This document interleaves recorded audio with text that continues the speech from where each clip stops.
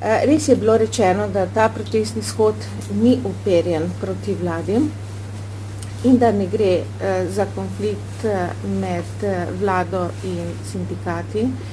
In ker vedno poudarjam, da sem na strani delavcev oziroma šibkejših, se nameravam tudi jutrišnjega shoda udeležiti v podporo delavcem in tistim, ki so šibki, za boljše plače v tistih panogah, kjer je to možno, in bi z tega mesta pozvala še enkrat delodajalce, tako kot sem jih na ekonomsko-socialnem svetu, naj sedajo za mizo, naj se dogovarjajo in naj določijo skupne cilje za povišanje plač, kajti nastopil je čas 21. stoletja, da ne delamo samo za preživetje, ampak delamo tako kakovostno, da lahko tudi dostojno živimo in tudi plače morajo biti primerne temu.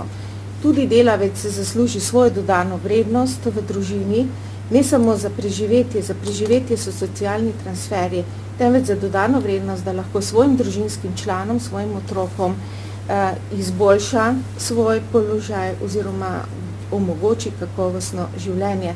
In naj delo dobi tako plačilo, da lahko dostojno živimo, ne pa da preživimo.